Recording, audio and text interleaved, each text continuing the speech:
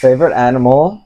Coyote. They're not dangerous. They avoid you like the plague. Which is the bad football? The American one. They agreed. Driving while high off of substances. Life imprisonment. No parole. No parole. No 80 years. No trial. Do you know a great deal about cats?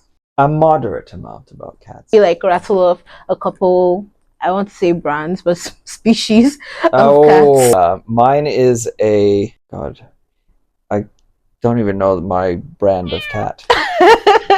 Tell us what an animator of administration does for the community.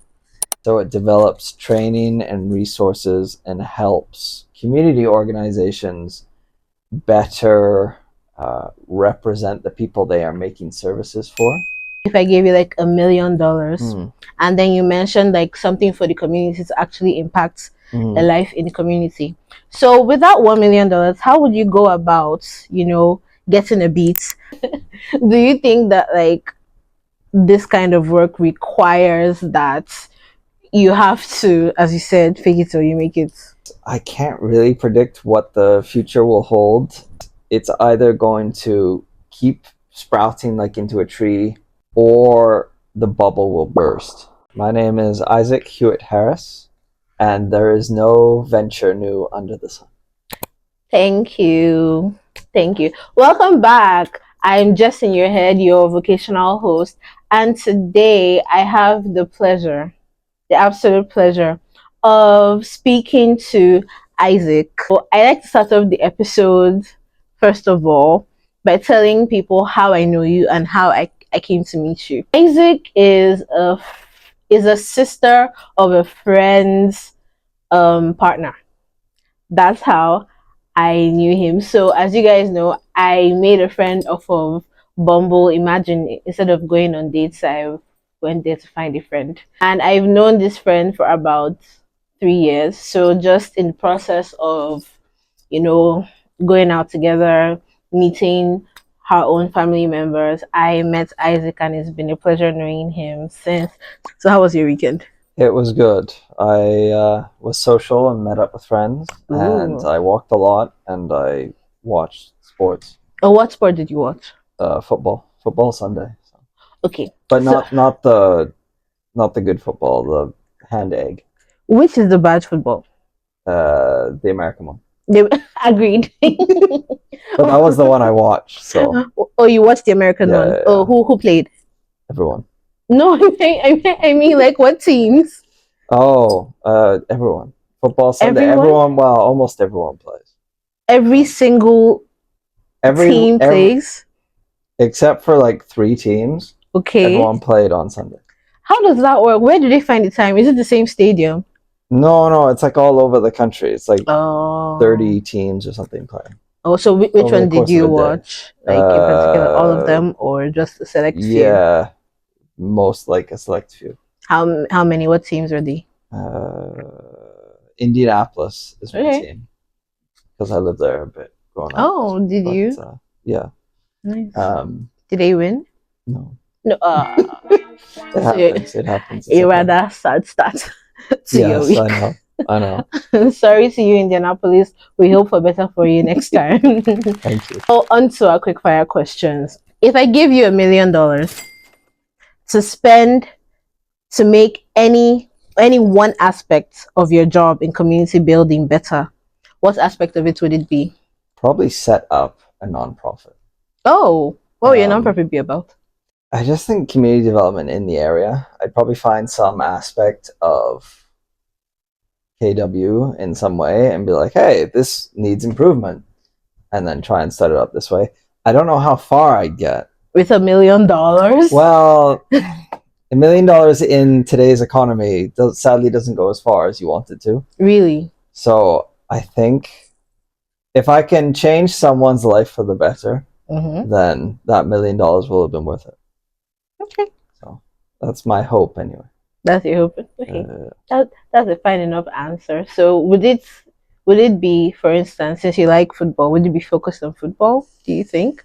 No. Or would it be like more sports programs for kids, or? I don't know. I think it would be about like teaching maybe not financial literacy, but like communications, Okay. or like I think kids today they have all the recipe for success, but if you're not careful, you just stare at a screen all day, every day, and you Yeah. don't learn You like doom some scroll. other skills. Yeah. Yeah.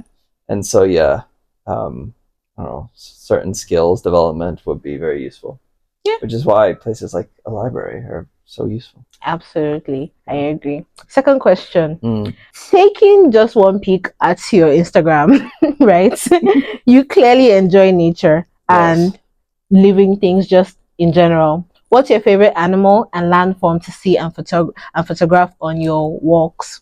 Animal and land form. They could be two separate. So you could tell me what's your favorite animal to photograph on your walks, and what's your favorite like land form to also photograph on your walks.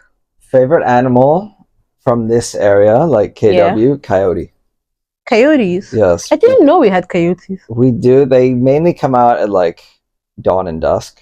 Okay. But they're the size of a dog, and it's cool that you just have like wild dogs running around. They're not dangerous. Like they just they avoid you like the plague. Do they like bark at you? No, not really. They're not. They're different to dogs in that way, but they're beautiful. So that would be my favorite animal to photograph. Okay. Or deer. Deer are also very nice. I haven't seen a deer yet. It's like driving on the highway. I haven't like seen one in headlights. Yeah, so that's good. That is good because sometimes they make the decision to just step in front of a car, and not move. Yes.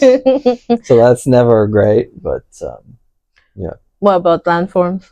I love like a good, like if you're walking along a river, it's beautiful. You can hear the sound of the water rushing, and it's very peaceful and lets you sort of become one with the space, if that makes sense. So let's say you've had a busy week at work, very social, but in that moment, you kind of lose yourself and you can just take a look at what's going on around you. And that's also part of the reason I do like nature walks and nature photography is you can have everything else being like hectic and crazy and you've had a busy week and everything, but in that moment you don't need to worry about anything. Yeah. Some people say they go on walks to think, but I go to not think. So to clear your mind, basically. Yeah. That's very lovely. And I probably should start taking walks. You're making a really good case for walks. I can't lie. The problem is half the year it's not very fun to walk unless you find a reason to do it. So I found out that certain types of birds and stuff will come here. This is their summer destination in the winter. Oh, nice. So it's the only reason I will go on walks and stuff. But when it gets really cold, even I'm like, let's just stay. No, absolutely fair enough. And funny you should mention birds because I have a really judgmental question for you. You will be playing judge and jury. Yes. Okay. So rate these societal ills by sentencing the perpetrators to either life imprisonment, electrocution, or community service for a year. Okay. Ready? Wait, hold on. Electrocution, life imprisonment, or community service for a year. Okay. Ready? Yep. Driving while high off of substances. Life imprisonment, no parole. No parole. No 80 years, no trial. They'll be dead. Well, I don't believe in the death penalty. Okay. I may have overreacted slightly on that first one. You're all good. But don't do it. Don't do it. Don't drive high. Don't do it. Okay, so 80 years for you, no parole. No parole. Nah. Second one, snowboarding while drunk. I feel like you would get your own sentencing very quickly because you just get taken out immediately. If I had to pass a sentence on you, I would say community service and to fix the broken legs you have. And I know the other broken limbs. Yes. Because there will be many. Yes. And since you mentioned you don't subscribe to the death penalty, I would have you know that people can get electrocuted and not die. That's true. That's also a form of torture, I believe. But yeah, that's true. I mean, spending 80 years behind bars, I would argue it is torture. Yes, probably. Third question: trapping butterflies, With the purpose of doing what? clipping their wings. Uh, I mean, so are these sentences we think should be passed on people, or are these No, sentences we would pass on people? you would pass on people just by your own, bias, experience, and Yeah. your affinity for all these animals and all these I think tales. I think you gotta have a bit of light electrocution. Yeah, Just a 100% bit. Yeah, agree. yeah. Because butterflies literally don't do anything. I know. Leave them alone. First it's butterflies, then it's small animals, then it's people. I'm just saying that's the Absolutely. start. It's a bad trend there. Absolutely, I agree. I agree. Quiet your inner. What's a murderer's name? A serial killer's name? I always forget. Jeffrey Dahmer. Yes, quiet your inner Dharma.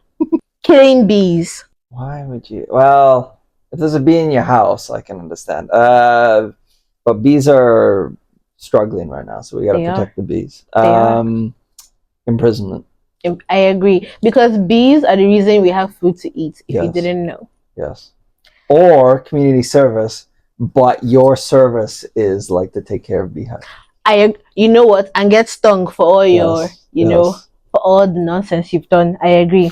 And now, coming to birds, shooting birds for sport, just like shoot. And there are people who do that. So like they go into, in fact, they do it as part of their vacation ritual, where they like go into places and then they, release doves and. Yes.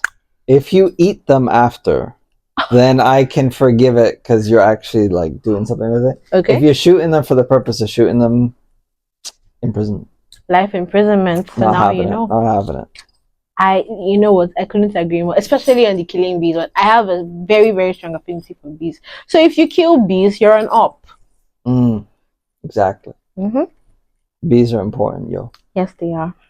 Now, I am well aware that you own a cat. Do you know a great deal about cats? A moderate amount about cats, yes. Okay. Could you like rattle off a couple, I want to say brands, but species of cats? Oh God. And which is there's the Scottish Fold. They've got like the floppy ears. Okay. Mine is I don't even know my brand of cat. He was a barn cat, and then he was orphaned. So I think calico.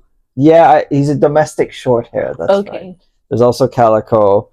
There's domestic long hair, I think. You've got the Persian cats. You've got Siamese cats. Yeah. Bengal cats. They're really big, which is kind of wild. Which is the one that doesn't have any hair on it? I think that's the Siamese cat, unless there's a better name for them now. I thought it was a Sphinx. That may be the new name. Okay. Who knows? Okay, nice. And our final question for this round of questions. Would you rather explore the depths of the ocean or outer space? Space. Why? That was very quick. So, two reasons. One, space is technically limitless. So, we could explore everything. And there'd be other planets with deep oceans. So, it doesn't get rid of the possibility of exploring the oceans. But two, I've played this game recently, and it's about exploring like oceans. And there are a lot of scary things in the ocean that I would not want to come across while exploring. So, like what? Sharks? Sharks, deep giant squid, these fish that are bigger than sharks and eat sharks. They're called trench fish, and they are terrifying. So, and yeah. Are they bigger than whales? No. Whales are still like the biggest creatures.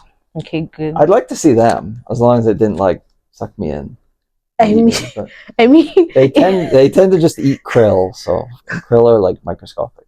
Okay. So maybe their digestive system isn't like large enough to process human. Yes, I'd like to think that if it did swallow me, it would not be happy and spit me out again. But I don't want to chance that. So. Okay, Jonah. In your own words, tell us what an animator of administration does for the community. Right, that's a good question. So it's always hard to describe what my line of work is. The best way I can describe the Tamarack Institute, where I work, is that it focuses on community development. So it develops training and resources and helps community organizations better represent the people they are making services for. Okay. So what I do is I'm basically the jack of all trades guy who is like administrative. I do invoicing supports. I'll do event support. I'll be like the Zoom tech guy. Okay. I develop like processes. Like if we need to develop a guide for new, I work on a consulting team now. So we wanted to develop a guide for new consultants who are coming on board. Okay. Show them where everything is, create like a directory of everything that they would need to know, essentially. So very like mid-management type. Yeah, sort of. Like I basically support the consulting team so they can do the frontline work. Oh, I see. It's the best way I can describe my role. Oh, that's like really, really interesting. So did you start off in that role, or it was a situation where like other people in your current role right now had to set up those same systems for you to be able to serve the community in that capacity? So I joined the Tamarack Institute in 2020, just before COVID started. Okay. And I worked in their operations team, like administrative at the start. Right. And 2 years ago now, I moved to the consulting team. The organization probably doubled in size over the course of that time. Okay. So the consulting team, I think, got big enough where they needed that sort of administrative backbone supporting after a while. I don't think there would have been a place for me when I first started, but because the organization was growing when I first started, they needed that administrative like support, right, and operational idea, and a bit of HR too. Okay. So yeah, as the team has grown, I think the need for that kind of role has also grown. I wonder, like, within that same role, do you find that the stressors that you started out with in the beginning, like on the other team, are similar to the stressors that you have on the consulting team right now? To an extent, I think it's a lot of, because we're in event season currently, like September, October, November, and then like end of year and all that. Yeah, everyone's using their like professional development funds and things like that. So there's a lot going on. I think the stresses are a bit more fun. I don't know if you can call running a Zoom meeting frontline work. I mean, to get everybody on time. Yeah. There is a lot more sort of external workshops and more frontline in that sense. But I think that are the primary stresses. That and planning for the coming year, because there's always like, oh, we got to make more consulting money, things like that. So there's always that future planning of, hey, what worked this year, what didn't work, how can we expand on what worked, and what do we need to redevelop or redefine about things that didn't work so well. So yeah, there's a lot to worry about, but I think the stresses have developed over time, so I don't think they are the same as when I started.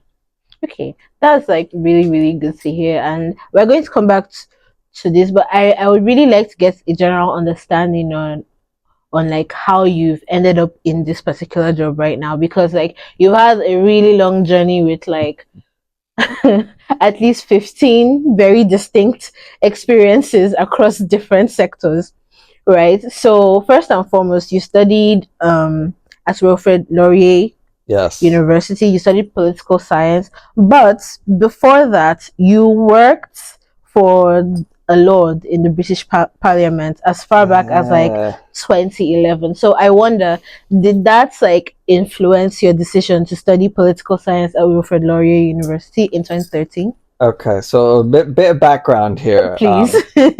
I grew up in England, in the UK. Okay. But I was born here, like in Canada. So my dad is Canadian, my mom is British. So I'm kind of half and half. I'm a hybrid. It was only I shadowed my friend's dad for a week, Okay. who just happened to be a lord Okay. in the British Parliament. So By shadowed, what do you mean? we just watched what he did every day. We didn't. I struggle to even call that a job on LinkedIn, but it was one of the things I initially put in because it looked cool. Okay. My first real job was working at a Moxie's Bar and Grill as like a Yes. server and As a bar back. Yeah. That was my first real job, and then I got into university, and then political science was the choice because I always liked political science and history, Okay. and I figured that there was more chance of skills building and possibly getting a job with political science rather than history. Okay. So I ended up doing that as a major and history as a minor. Oh, so you graduated with both then? Yes. Your already established like affinity for political science and history is what influenced you to work with your friend's dad and not the other way around. Yes. My parents are quite political, so I think that just rubbed off on me over time. And I've always been interested about how processes work and like how the countries are run and Yeah. what goes well and what doesn't go well, Yeah. and why these things happen.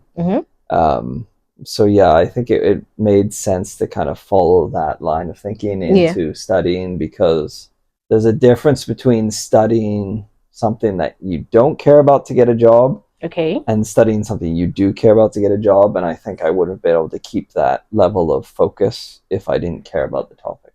Does that make sense? absolutely fair enough. I have come across like a lot of people who like they allow what they're passionate about to remain just as that a passion and never really focus on it professionally, and all they want to do professionally is just what brings in the money. So that's very interesting to learn about. Now, as someone that's works and has studied like applied sciences, I always struggle to understand what you guys mean by political science. Where is the science? I don't see a 1 + 1 = 2. I don't see an integral. I don't see, any Laplace transforms or Fourier series. Like, so please explain what's the science behind that. I couldn't give you a full answer there. No. I think science is definitely more sciencey than what we do, but I think things like policy development and political strategy and things like that are definitely, there is a science to them. Like you can develop processes and maybe not formulas, but there's definitely steps that need to be taken in order for something to work as intended, which is not quite science, but it is science-y, and how you have to prepare and then develop something and then execute it. There's those stages of could be launching a political campaign. It could be developing, like maybe a city has just become a city for the first time, and you have to develop like a bus system or something. Yeah. A lot of this is like city planning and government relations, and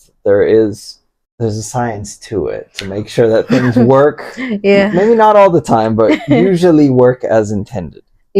So when I was juggling the idea in my mind, like the first thing that came to me was for instance, if you're going to design a bus system, right, you have to look at the statistics. You have to also think about the economics of it. So you can't just like overnight decide I want buses going from point A to B without thinking about like the volume of people like using that same route, or the businesses within that route, or the homes within that route. So I do kind of understand how it's a science, but maybe that's a personal gripe with the word. Now, politics and your job. You have held some political, volunteering, volunteering. Yes. Like for instance, I'm aware like you canvassed a little for the Liberal Party. Am I right? True. Yes. So we helped on a couple of campaigns. Me and a few friends. And then you were also like VP of communications, something very dear to your heart. I presume communications. Yes.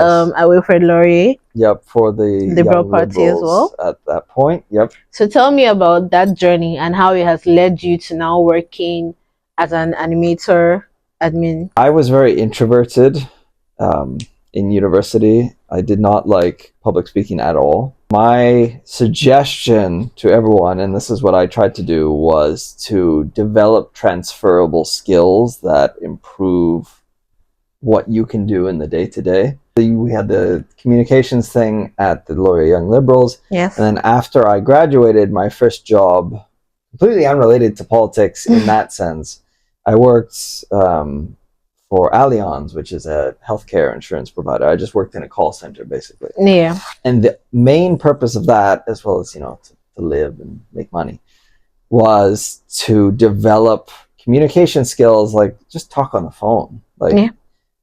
We're the generation, I think our generation started, and the ones following now, you don't need to talk on the phone as much. There isn't as much in-person, face-to-face communications, but you still need that at points in the jobs that we do. So even just having a year where I hated it, but being forced to talk on the phone and to communicate with people and having to deal with situations that weren't ideal and were kind of tense, was still, it's a very useful thing to build. So those transferable skills, communications, administrative aspects, writing, like grants and stuff, when you develop those skills, they can be taken in some form to wherever you go. Right. So that's why when I was in political science, I started off saying, oh, maybe I'll go into politics. Yeah. Maybe I'll... Then I saw a couple of political campaigns and I'm like, maybe not. Maybe no. Maybe I don't want to associate with some of these people as much. Okay. But the skills I had still developed, even if it was just knocking on someone's door and being like, hey, well, are you interested in voting for this person? They were super helpful in the job I eventually got. Yeah. If that makes sense. Yeah. Yeah, it's all about the skills that you can transfer to somewhere else. Yeah. That's what I took from it. That's really interesting and also really important, because like outside of even like your own degree, I find that what's very commonplace amongst people is you could start off studying one thing, right? And even if you don't use all the knowledge, you at least have experience to hold on to career switch to whatever else you're interested in. So during your how many years? 5 years of study, because you also have a master's degree. Yes. Yep. Is there like any in-class professor-led topic, subject, or skill that you learned that has helped you in your day-to-day job right now, from like straight from political science to your day-to-day job? I'm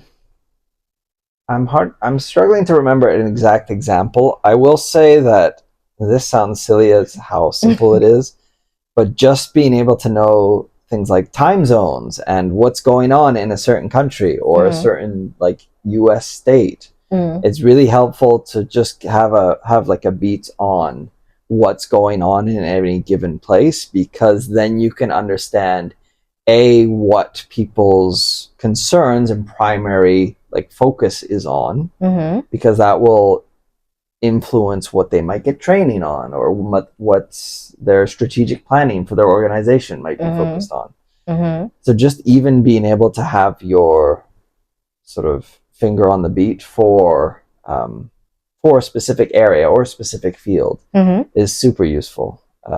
Really? Yeah, it's there's a lot of news and information that we would never come across normally. It's like, if you think of an Instagram feed, the algorithm's tailored to what you typically go for. Yes. But there'll be like hundreds, thousands of different topics that you just never come across. But if you know where to look, and if you know what's going on in a specific area, it could be super useful in just terms of being able to connect with someone. Yeah. If that makes sense. Yeah. What's now coming to my mind is, remember how I asked you what you're going to do if I gave you like $1 million? And then you mentioned like something for the community to actually impact a life in the community. So with that $1 million, how would you go about, getting a beat, as you've said, on what the community in KW actually wants? What resources would you put together? Who would you ask, and where would you go to ask these questions and gather this data? Answer, but I think you would get the best sense of what issues are impacting the community if you involve yourself within that community through probably volunteering work or taking up a hobby in which there's a group of people that meet every so often. Just being able to meet with people that you don't normally engage with. I think I will admit that I do not attend church, but I think the church is a really good example of that, because you have a lot of people that are coming together and donating their time, and everyone, you'll be able to get a sense of, again, what people are concerned about or what they're focusing on. And that's only because you have those conversations, and it's an opportunity to come together and meet with people that you might not otherwise see on the regular. So I think that's, the idea of volunteering and getting out and about in the community is probably the easiest way to understand the gaps. And maybe it's a gap in services that something isn't being provided. I know I won't go into it too much, but one of the issues currently in Kitchener-Waterloo is because of the rapidly growing population, there's also a growing homeless population. How do you take care of them in the winter? How do you provide services to make sure that there's not going to be any tragic circumstances? Things like that. So go into groups that are talking about these things. You'll very quickly come to understand what the primary issues are. And from there, you can sort of research and develop your own skills in order to maybe build a response or start a focus group for multiple people to talk about it. Things like that. I definitely see how that will work. And I would also say that church may not be the only place you can find people within the community. I would say even places like clubs. What do you think? Like nightclubs, dance studios, just anywhere you have people coming together of their own will.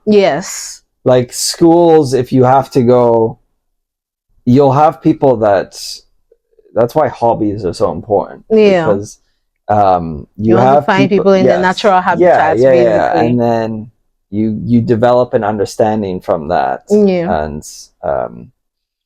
but church is also important because you volunteer. Well, from what I've seen from Folu, you volunteer a lot of time with that, and there's people that you might not otherwise interact with as much, and so it's important.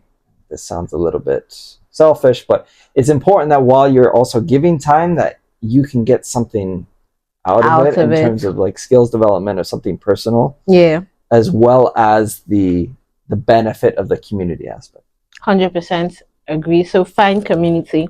Now you have found your own niche, I want to say, and political science, like many other career paths, is extremely broad. You could end up doing a myriad of things.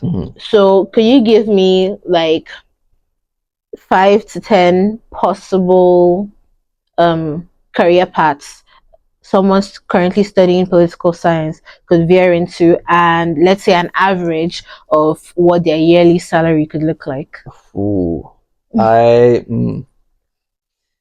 So if you look, I'm going to give you a couple examples of looking at politics directly and a couple examples of doing politics for the skills building, like the transferable skills. Please. If you're in politics directly, you could become a political staffer, which they make, it's hard to say, 80 to 100 if you're in a good, if you're working at Queen's Park in Toronto, which is the seat of the provincial government, like the Ontario government, or in on the Hill in Ottawa, which is for the federal government. Okay, like for nice. Canada's government. Yeah. I'd like to say like 80 to 100 if you're a good staffer or you're working with like a like a cabinet minister or something. Um, May I interrupt you? yes. What do staffers do? Uh, I don't know exactly, but it's like a lot of document preparing, doing research for them, Okay. managing their itinerary, Okay. making sure that they know what to say, when to say it. It's giving executive assistance. Yeah, exactly. Okay. It's that sense of that's what my friend who works for the mayor in Waterloo. Yeah. She basically does executive assistance and government relations as well, because Nice. especially at like the provincial and municipal level, like the city level, a lot of it is interacting with other bodies, like other organizations. Like even Kitchener Waterloo is Kitchener, City of Kitchener, City of Waterloo, City of Cambridge. Wilmot, I believe. Yep. You've got the mayor of Wilmot, Woolwich. Anyway, there's a lot of different bodies around, and they all interact with each other and they all negotiate. So there's a lot to be done there. Okay. Apart from political staffer, you could also work as in a like consulting role, like a government relations consulting role, either working with with governments to develop things or trying to lobby governments to do stuff. So that is another career path. It's not quite as lucrative as the US, when apparently you can lobby anything there. Yes. But it is still a career path. Now, what I did in the end was use the transferable skills and then went to a non-aligned field, like something that isn't directly related to politics, but still uses elements of like communications and politics and things like that. The politicking. Yes. And that the world's kind of your oyster there. If you can develop your communications and your ability to write to a level where you can convince people that you are the right person for the job, as long as you have like half the experience required on like a job application, like this is what we're looking for, you can talk your way into the other half. Like a job, an organization is a lot more willing to put time and effort into you if you can convince them that you will be an asset for them in the long run. So it sounded to me like you have to have a really strong sense of self-belief and self-confidence, and it now leads me to wonder, does someone who's an extreme introvert like you were have any shots? I mean, he's proof that you do have a shot in the industry, but fake it till you make it. do you think that like this kind of work requires that you have to, as you said, fake it till you make it? Every single person has to, or is there like any career in the industry where you can be as quiet as to yourself as you want to be?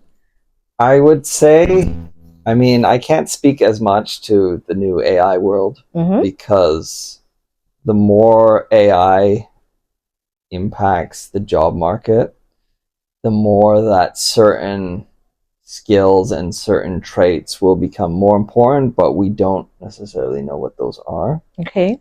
I would say that as well as having self-worth and self-confidence, relationship building is, or at least was, the one of the most important things, on par with kind of being able to broadcast your own worth, because you could get into a role somewhere, and then if you build the right connections and support people in the right way, they're more likely to want to keep you on and to develop you and to work with you. And you can be as quiet as possible. If you're able to build that relationship with them and have a strong connection as well, it won't matter so much if you can do public speaking and things like that. It's going to be a lot more about that connection you have with them. Okay, I see. So basically, networking goes like a long way in this industry. That's what it's Yes. sounding like. Yes, that is. It's not the be all and end all. Mm-hmm. Um, but if you are into a workplace where people are the focus rather than like statistics or science or mathematics, Mm-hmm. then a lot of it is human to human interaction. Yeah. So Yeah. that is one of the key things. Yeah. I can see that. Thank you. So I'm very happy you mentioned AI because unfortunately, or fortunately, depending on your case, Hmm. AI is coming and it doesn't seem to be stopping at just the software jobs. Hmm. So, what do you think, or what can you predict would be the future of number one, your job as someone who has taken transferable skills from political science, and then the actual job of politics? Of course, you have an actual job. Pardon me. The other side of the coin, where like you're actually within policy making and politics. In terms of predictions, I can't really predict what the future will hold. I think the development of AI is interesting in that it's come such a long way in 5 years, Yeah. even 10 years max, Yeah. that it's either going to keep sprouting like into a tree Mm. endlessly and it will sort of be involved in almost every field, or the bubble will burst. In that, similar to, I think this is dating me a bit. There's something called the .com bubble. When the Yes. internet came about, everyone was like, "Oh, it's gonna do this and this and this. It's gonna make us billions," and people would put loads of money into it.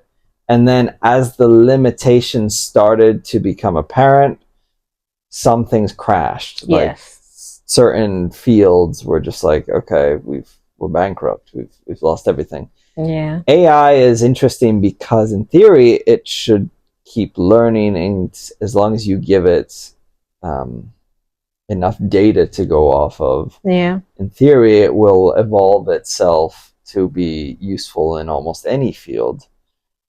But right now, in terms of, say, writing or administration, Mm-hmm. you can tell still when something is done by a person and when something is written up in AI The M because dashes. yes, exactly. Which is funny because I know people that actually use them and I'm Yeah. like, I know you wrote this, but it doesn't look like you wrote this, so just be careful. Um, yeah, it's interesting that we're not sure of what people are betting on what the future holds, but a lot of it will be like there's lots of AI, different AI models out there. Which is the most effective version? Mm. Will they? I don't know. And what do they do with that data? Mm-hmm. Like the concern is that there will be a handful of humans behind the AI Mm-hmm. that have billions and billions of Mm-hmm. dollars of people's data. Yes. And right now, what do we primarily use that for? It's advertising. Yes. So, Advertising, making yes, people spend and spend yes, their money. exactly. And Mm-hmm. if you've ever had a algorithm, say Instagram Reel or TikTok Reel, you'll know that it kind of understands what you're looking for at any given point. Mm. But the concern is if there's no, like, is that just the limit or is that just the start? So I don't know. I, Well, in my opinion, I hope, or rather, my preferred outcome would be that AI will have absolutely no hand in policy making mm, and like politicking, anything that's extremely, human facing to the point where somebody may lose their life or someone may go homeless. I would prefer that AI and a robot doesn't isn't like at least it isn't like directly involved. Yes, maybe it could be used for, I don't know, maybe writing, correcting your punctuation, sure, but like deciding, I'm not sure if that's a very good idea. yes, that's true. On the flip side, however, humans are currently making poor policy choices in some form or another around the world. To be fair. So it just depends on what people you have in power at any given time and what their priorities are. So in theory, AI could challenge that, which would be good, but then, yeah, what replaces that? So I don't know, it's a lot of questions and a lot of concerns. It is. And may I also add, depending on who makes the AI, because to me, AI is a brand name. What really is behind most of the AI we know, like ChatGPT and other like chatbots, it's a model that a human creates. So that human is extremely capable of introducing their own bias into how the AI talks and responds to other humans. So every AI you come across has its own inbuilt biases, courtesy of the human who built the model. So that's another topic. That's true. And I know, I don't know much, but I do know that we're starting to test the limitations of what language learning models can do. Yeah. So I know there's different models that are being developed and that uses data in a different way, but there's got to be billions and billions of speculation. Like, people are betting on the stock market of language learning model AI companies to make it big. Yeah. And if they don't, I don't know. I don't know what'll happen. It's not going to be pretty, but I don't know what'll happen. Well, thank you so much, Isaac, for coming on the show. No now, worries. You mentioned volunteering, and I'm aware by virtue of, being in your friend circle, that you volunteer with MAD. So MAD is Mothers Against Drunk Driving. So out of all the things you could volunteer for, Isaac, why against drunk driving? It's okay. 3-part reasons. One, my family member was in a collision that we're not certain, but they crossed the lane and hit them head on. And we think it involved someone who was drunk or high or something. 2 is when I worked briefly for one summer at the region of Waterloo, like their housing team, there was someone there I was working with who volunteered with MAD, and their story and my connection with them led me to eventually do it as a way of sort of developing connections and skills in like a region, like a KW specific setting. Yeah.